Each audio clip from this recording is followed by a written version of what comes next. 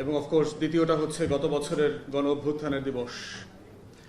প্রশ্ন হচ্ছে যে এই দুই আওয়ামী লীগকে রাজনীতিতে অথবা নির্বাচনে অংশগ্রহণ করতে না দিলে দেশে স্থিতিশীলতা থাকবে কিনা, নির্বাচন সুষ্ঠু গ্রহণযোগ্য হবে কিনা, এই প্রশ্নগুলোকে ডিল করতে হয়। প্রশ্ন হচ্ছে যে ইতিহাসের পরম্পরা বারবার প্রমাণ করেছে যে আওয়ামী লীগ রাজনৈতিক দলের ডেফিনেশনে পড়ে না। সে হচ্ছে একটা ন্যাশনাল সিকিউরিটি থ্রেট, জাতীয় নিরাপত্তার হুমকি। এবং পৃথিবীর ইতিহাসে এই জায়গাগুলোতেও তারা রাজনৈতিক দল নিষিদ্ধ করে দেয়, তারা প্রতিষ্ঠান ব্যান করে দেয়। রাশিয়ার একটা টেলিভিশন আছে RT, আপনারা দেখবেন অনেকগুলো ভাষায় এটা অপারেট করে। আমি ইংল্যান্ডে থাকা অবস্থায় দেখলাম RT ইংল্যান্ডে ব্যান করে দিল। তো ইংল্যান্ড তো ডেমোক্রেসির দেশ না, অনেক মত পথ চর্চা করা যায়। ইরানের একটা টেলিভিশন আছে, প্রেস টেলিভিশন। আমরা একই সময় থাকা অবস্থা, লন্ডনে থাকা অবস্থা দেখলাম যে প্রেস টিভিটা ইংল্যান্ড বন্ধ করে দিল, কোনো ব্রডকাস্ট করা যাবে না। এবং শুধু তাই না, এই টেলিভিশনগুলোতে যারা কাজ করতেন তাদের অনেককে গ্রেফতার করা হয়েছে, তাদেরকে জেলে নেওয়া হয়েছে এবং পার্সোনা নন গ্রাটা করে দেওয়া হয়েছে, দেশ থেকে বসে করে দেওয়া হয়েছে 1-2 দিনের ব্যবধানে। তাহলে এত গণতন্ত্র, এত মত প্রকাশের স্বাধীনতা, এত আইনের শাসন, এত এত এত এত গল্প যেগুলো তারা আমাদেরকে মানবাধিকারের নামে শেখায়, বলে, তারা সেগুলো কেন করলো? একটা মাত্র শুধু কারণ তারা বলেছে যে they pose national security to our sovereignty. তারা আমাদের জাতীয় নিরাপত্তার হুমকি তৈরি করছে। কারণ এই টেলিভিশনগুলোতে যারা কাজ করছে, যারা চাকরি করছে, তারা সাংবাদিকতার কাভারে আসলে ওই সকল দেশের এজেন্সির লোক। এবং এটা খুব কমন প্র্যাকটিস, সারা দুনিয়াতে আছে। এখানে আকবর ভাই আছেন, উনি এইগুলো খুব ভালো জানেন, স্ট্র্যাটেজিক যে জায়গাগুলো আছে, যে কিভাবে এজেন্সি সাংবাদিকতা আড়ালে এমবেডেড কাজটা করে বিভিন্ন দেশে। তো ঠিক একই বাস্তবতায় আওয়ামী লীগের জন্ম হচ্ছে আজন্ম পাপ এবং আমাদের নিরাপত্তার হুমকি। ওর জন্ম কিন্তু পলাশী দিবসে, বারবার বলেছি, দেশবাসীকে বুঝতে হবে। এবং এটা কাকতালীয় হইতে পারে, বাট দিন শেষে 1949 সালের 23শে জুন পলাশী দিবসে তার জন্ম।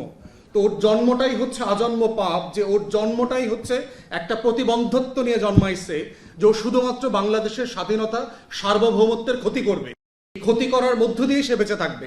এটাই তার ব্লাড ফ্লো, এটাই তার ব্লাড সার্কুলেশন তৈরি করে, এটাই তার পলিটিক্যাল ডায়ালিসিস। এটাই যে কিডনি নষ্ট হলে ডায়ালিসিস করতে হয় না, দূষিত রক্তকে শোধন করে আবার পরিশুদ্ধ করে। আওয়ামী লীগের পলিটিক্যাল ডায়ালিসিসের প্রসেস হচ্ছে যে বাংলাদেশের স্বাধীনতা সার্বভৌমত্বকে ধ্বংস করে দিল্লির গোলামি কায়েম করবার মধ্য দিয়ে তার রাজনীতি এবং তার রাষ্ট্র কাঠামো গঠন করা। এবং এইটা বোঝার মধ্য দিয়ে হচ্ছে আমার মাটির, আমার জমিনের আজাদির লড়াই, এটা বুঝতে হবে। এবং এই ফ্রেমটা ধরলেই বোঝা যাবে যে ইন্ডিয়ান হেজিমনি কিভাবে ওয়ার্ক করে। এবং ইন্ডিয়ান হেজিমনির ওয়ার্কের দুইটা মোটা দাগের জায়গা আছে। একটা জায়গা হচ্ছে তার পলিটিক্যাল হেজিমনি, দিল্লির পলিটিক্যাল হেজিমনির একটা জায়গা আছে। আর দ্বিতীয়ত হচ্ছে তার কালচারাল হেজিমনি, তার কলকাতা কেন্দ্রিক যে নাচ গান কবিতা সাহিত্য, রবীন্দ্রনাথ ঠাকুর, তার যে চর্চা কেন্দ্রগুলো আছে, তার বলিউড আছে, এই কালচারাল ফ্রেমের মধ্য দিয়ে সেই কালচারাল হেজিমনি যেটা কায়েম করে। এখন তার দিল্লির পলিটিক্যাল হেজিমনিটা কিভাবে ওয়ার্ক করে? যে কোনো রাষ্ট্রের অন্য রাষ্ট্রে ইন্টারফেয়ার করবার সবচেয়ে বড় স্ট্রংগেস্ট ফর্ম হচ্ছে ওই দেশের রাজনৈতিক দলগুলোর ভিতরে তার স্বার্থ চর্চা করবার সুযোগ করতে দেয়া।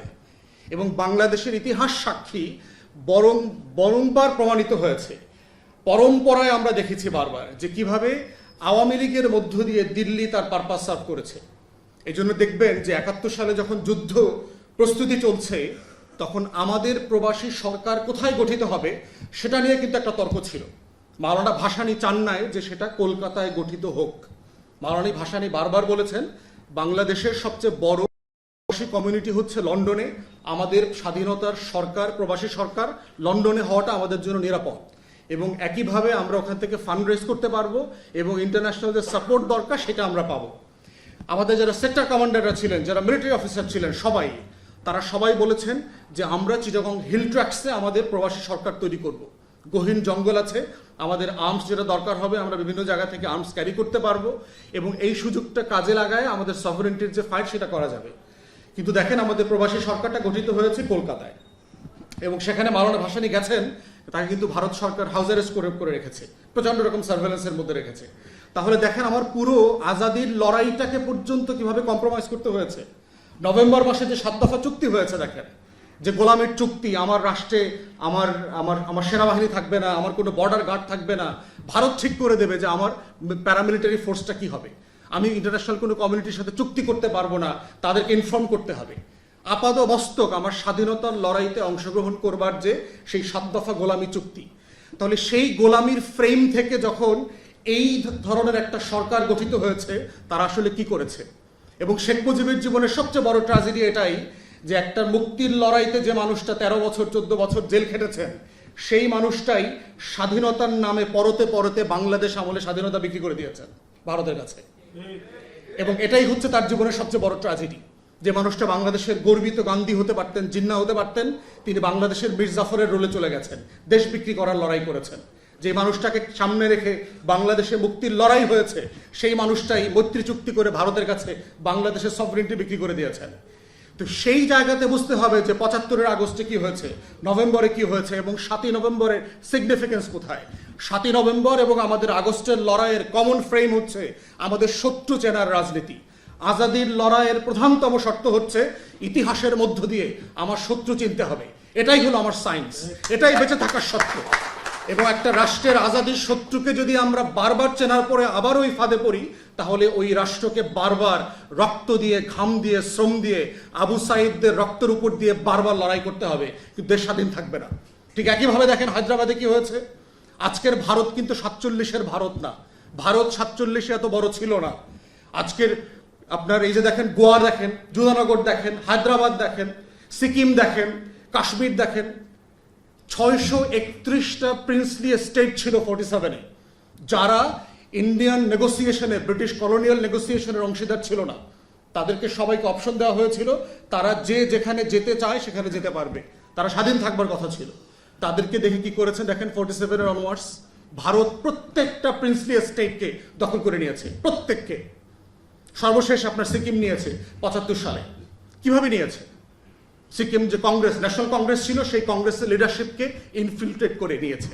সেই লেন্দুক দর্জি কাজে সে সফল হয়েছে, কারণ যেটা ভারতের বলয়ের মধ্যে ছিল।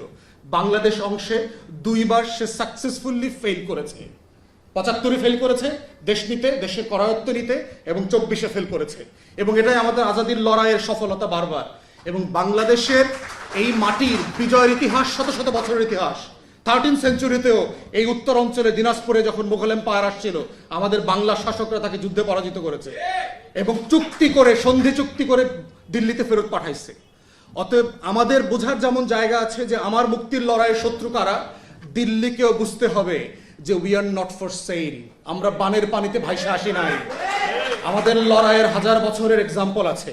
আমাদের হাজার হাজার শহীদরা জীবিত আকারে এই মাটিতে চড়ে বেড়ায় শুধুমাত্র সার্বভৌমত্বের জন্য জীবন দেবে বলে। অতএব সেই জায়গাতে 75 এবং 24-এর মিলের অমিলের জায়গাটা হচ্ছে এইখানে, যে আজাদের শত্রু একইভাবে প্রমাণিত হয়েছে। শেখ মুজিব, শেখ পরিবার, আওয়ামী লীগ, দিল্লির গোলামরা পরাজিত হয়েছে।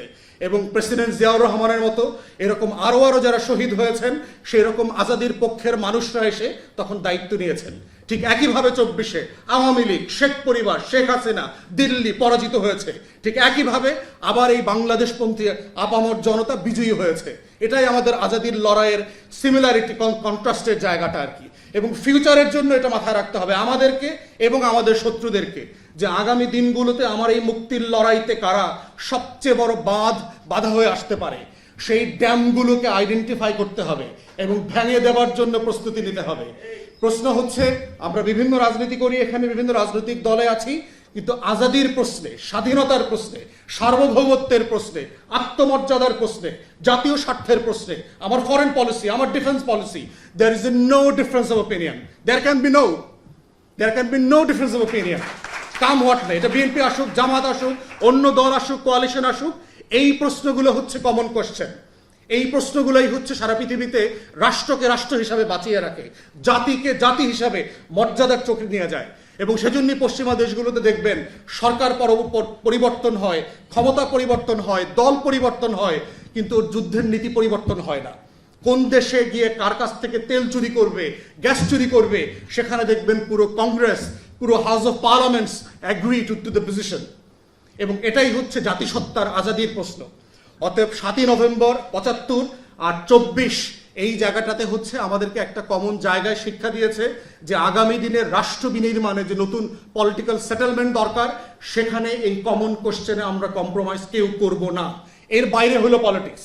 আমার হেলথ পলিসি কি হবে, এখানে ডিফারেন্স অফ ওপিনিয়ন থাকবে। আমার এডুকেশন পলিসি কি হবে, এখানে ডিফারেন্স অফ ওপিনিয়ন থাকবে। কে কোথায় নির্বাচন করবে করবে না, এখানে ডিফারেন্স অফ ওপিনিয়ন থাকবে। জুলাই সনদ নিয়ে 100 ওপিনিয়ন থাকতে পারে, কোনো সমস্যা নাই। কিন্তু এই কমন মোটা দাগের প্রশ্নই হচ্ছে আগামী দিনের 7ই নভেম্বরের, আগস্ট বিপ্লবের, 24-এর এবং 75-এর মুক্তির লড়াইয়ের বার্তা। সবাইকে অসংখ্য ধন্যবাদ।